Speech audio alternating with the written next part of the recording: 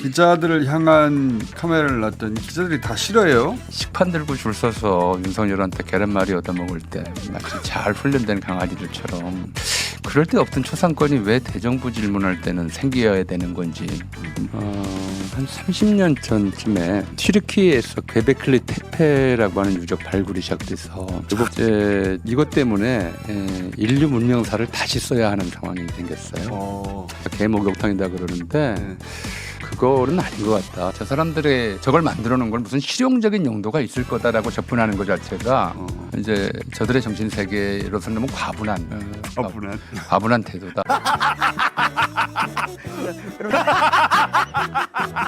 브리핑룸에 기자들을 향한 카메라를 놨더니 기자들이 다 싫어해요. 네, 이거 어떻게 보십니까?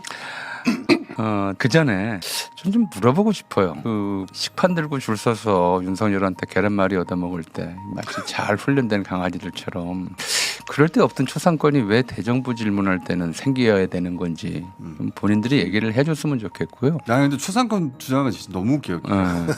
기자가 초상권을 주장하고 있어요? 그런 주장도 있습니다. 그건 그 언론을 제4부라고 이제 부르기 시작한 게 1960년대 중반부터예요. 그러니까 1965년 신문의 날에 신문인협회가 성명서를 낼 때 그때 처음으로 공식적으로 언론은 제4부다라는 얘기를 해요. 입법, 사법, 행정부와 더불어서 민주주의를 구성하는 제4부다라고 자기들이 주장을 해요. 그리고 스스로 이제 국민을 대표해서 이제 그 입법 3부에 대해서 질문하고 의문을 제기하고 견제하는 조직이 언론이다라고 이제 자처를 하는 거죠.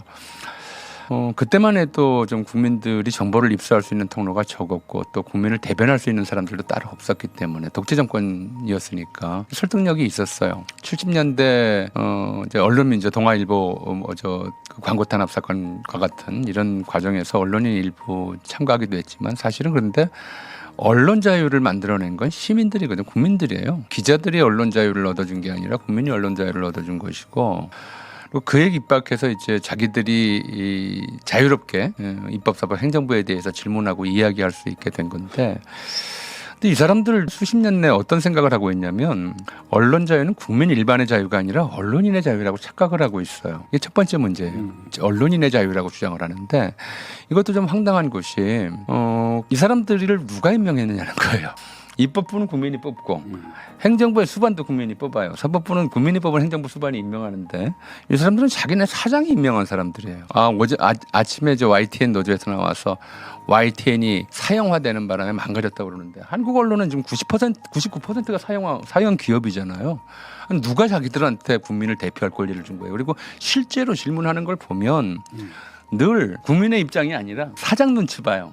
그렇죠? 기자들은 사장 눈치 보고 사장은 광고주 눈치 보고 광고주는 독재 정권 눈치를 봐요. 이러면서 언론이 왜곡돼 왔던 거거든요. 이제 만약에 정말 제4부를 자처한다면 국민의 감시를 받아라. 자기들은 무슨 권리로 저도 뭐 특히 이제 우리 저 공장장 당한 거에 비하면 비교할 바가 아니지만 저도 몇 차례 당했거든요.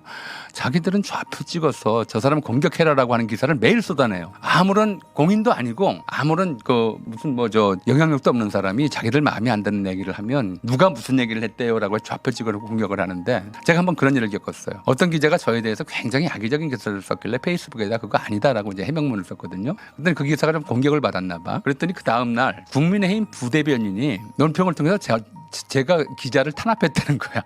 하도 어이가 없어서 그때 이제 그런 생각이 들었어요.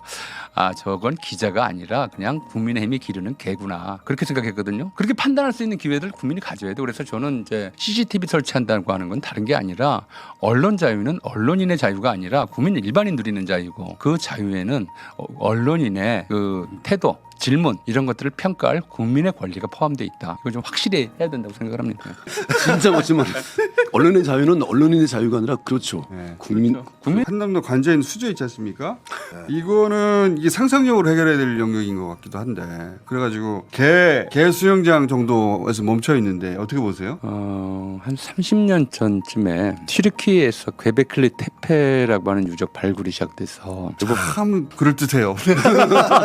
전혀 김태형 교수님은 첫 마디부터 참 그렇대요. 이제 이것 때문에 인류 문명사를 다시 써야 하는 상황이 생겼어요. 대략 12,000년 전의 유적이 신석기 시대 초기 거거든요. 아 저거 봤다. 저도 예, 기억납니다. 신석기 시대 초기 농경이 같이 시작됐거나 시작되지 않았던 시대에 저걸 왜 만들었을까? 그러니까 이제 그게 수수께끼였죠. 그러니까 현대인은 저 선사 시대 사람들하고 커뮤니케이션이 잘 안 돼요. 안 되겠죠. 당연히. 이해를 할 수가 없어요. 그러니까 이해를 할 수 없으면 종교적인 시설물이다 이렇게 결론을 내는 수밖에 없죠. 그 윤석열, 김건희의 정신 세계도 현대인으로는 잘 이해하기가 어려워요. 오죽하면 권성동 그 사람도 제가 볼 때 현대인하고는 좀 차이가 있다고 생각하는데 그 사람조차도 왜 계엄을 했는지 이해를 못하겠다고 그러잖아요. 그러니까 이해 못하는 것들에 대해서는 보통 종교적 시설물이다라고 판단을 하면 대강 맞아요. 그래서 저도 이제 그걸 그렇게 봤어요. 저걸 가지고 무슨 개 수영장이다, 개 목욕탕이다 그러는데 네. 그거는 아닌 것 같다. 저 앞에 있는 작은 정자 있잖아요. 네. 제가 이제 그 역사상의 수많은 주술 예언 또 그 예언을 받아들이는 중세인이나 고대인의 태도 이런 것들을 좀 통해서 유추해서 보면 지금부터 말씀드린 건 완전히 제 생각이에요. 김건희가 누구한테 물어봤을 가능성을 좀 생각해 보죠. 내가 대통령 되려면 어떻게 하면 되느냐. 그 주술사든 점쟁이든 도사든 바닷물이 1000번 말랐다가 차기를 거듭해야 됩니다. 이제 이렇게 얘기를 했다고 가정을 하자고요. 현대인의 사고 방식으로는 1000만 번 죽었다 깨나도 안 돼 이런 말로 받아들여야 돼요. 근데 그 고대인이나 원시인 삼국시대 이전 사람이라면 아 이게 가짜 바다를 만들어서 물을 1000번 채웠다 뺐다를 반복하면 되는 거구나 이렇게 해석할 수가 있어요. 그래서 저는 저게 일종의 좀 주변에 하얗고 가운데 파랗고 이렇게 색깔 자체가 모래사장과 바닷물을 그려놓은 거라고 생각해요. 저 앞에 있는 게 용궁이고 그래서 저 물을 용수라는 해설이 있어요. 네, 저 물을 용궁의 물. 1000번 채웠다 뺐다 반복하는 그런 좀 의뢰용으로 만든 게 아닐까. 뭐 극단적으로는 그런 생각 때문에 왜냐하면 어쨌든 간에 우리가 외계인이나 이 저 선사시대 사람들하고 커뮤니케이션이 안 되듯이 저 사람들의 저걸 만들어 놓은 건 무슨 실용적인 용도가 있을 거다라고 접근하는 것 자체가 이제 저들의 정신 세계로서는 너무 과분한 태도다. 뭐 그렇게 생각을 합니다. 자 이런 상상력이 좀 필요했습니다. 자, 김태형 사실 소장님. 뭐 사진으로 추정할 수밖에 없는 상황인데요. 지금 그 말씀하신 것처럼 저건 사적 용도의 시설물은 확실한데 네. 윤석열 용은 아니에요. 그러니까 윤석열에게 저건 아무 의미가 없어요. 화장실밖에 안 됩니다. 근데 김건희한테 필요로 한 시설이었다 그렇게 판단하고요. 일차적으로. 네, 그 다음에 이제 교수님 말씀처럼 저도 저게 주술 관련 시설일 가능성도 있다. 일단은 뭐 예를 들면 저기에 멧돼지 집어넣고 이렇게 씻기면서 씻김국 같은 거 하는 그런 시설일 가능성도 있다. 근데 또 하나의 가능성은 저게 보면 발판 같은 게 저쪽에 시작되고 끝에 점점 약간 깊어지거든요. 그런 점에서 보면 개가 들어가서 수영하기 딱 좋게 만들어 놓은 개 수영장 같기도 합니다. 그래서 개 수영장 개 수영하는 거를 본 사람은 없대잖아요. 아 개가 수영하는 장면. 근데 이제 수영하는 그거 사람은 없다는 없다기보다는 그걸 봤다고 말하는 사람이 그렇지, 있어요. 그렇죠. 아, 누군가 그리고 봤을 수도 있는. 수영을 좋아하는 개의 품종은 따로 있어요. 저 집 개는 그런 게 없더라고요. 근데 걔들은 다 개염을 쳐요. 그렇긴 한데 집어넣으면 네. 즐기는 개들이 있거든요. 어쨌든 뭐 그 가능성 하나 있고 그다음에 조금 더 다른 가능성은 약물을 희석해서 폐기하는 용도로 사용한 시설물일 수도 있다. 어떤 약물? 이제 불법적인 약물들 뭐 이제 이런 것들은 그냥 막 버리면 안 돼요. 이렇게 희석해서 버려야 되고 물이 많이 필요합니다. 아, 그건 흘려야지. 뭐 이제 어쨌든 이건 이제 추정입니다. 이제 마지막 하나의 가능성은 윤석열이 말 안 들을 때 끌고 나와서 이렇게 물고문하는 시설.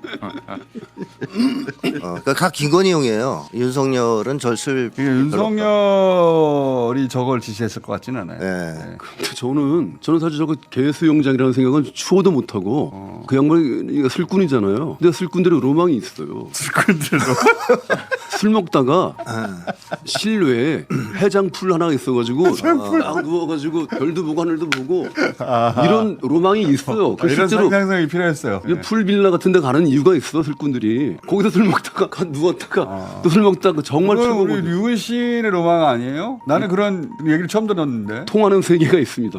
그래요? 그 뭐 저기 정자가 앉아가도 술 먹기 딱 좋지 않아요? 술 먹다가 와가지고 그러면 저 알아요. 시설 모두 다 윤석열을 위한 것이다? 제가 봤을 때는 그럴 가능성도 있는데 있는데 예. 사실 보면 객관적으로 봤을 때는 개수영장이 타당하지 않을까라는 생각이 들지 않아요? 일반적으로는 개수영장을 제일 많이 얘기합니다. 그러니까 용도를 실용성을 가지고 생각을 하면 안 돼요. 근데 지금 좀 전에 주술 그 얘기하셨잖아요. 저거는 우리 실용성만 이재명 관계가 대통령 나온 없습니다. 데가 중앙대 아닙니까?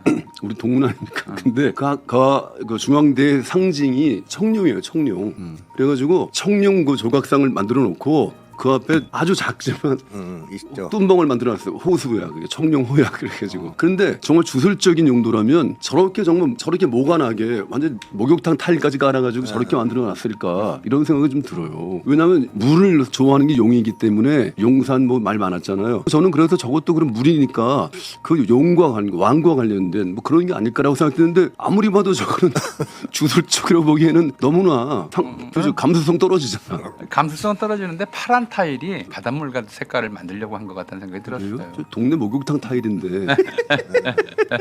자, 술꾼을 위한 일학시설부터 자 주술적 목적까지 다 나왔는데 이게 밝혀질까 모르겠어요. 김건희 특검 과정에서 그렇죠. 예. 이 돈을 어떻게 썼는지 추적하다가 진짜 좀 공사 나왔으면 업체가 좀 어떤 지시를 받았는지에 관한 예컨대 그렇죠. 저기 네. 가로 세로 사이즈라든가 배수 시설 깊이라든가 뭐 이런 이런 것들에 관해서 어떤 지침을 받았는지 그래서 그 지침의 합리성 여부에 따라서 진짜 말하다 보니까 진짜 궁금해지네. 저게 실용적 용도인지 아니면 다시 이제 종교적 용도인지 이런 것들은 좀 추정할 수 있겠죠.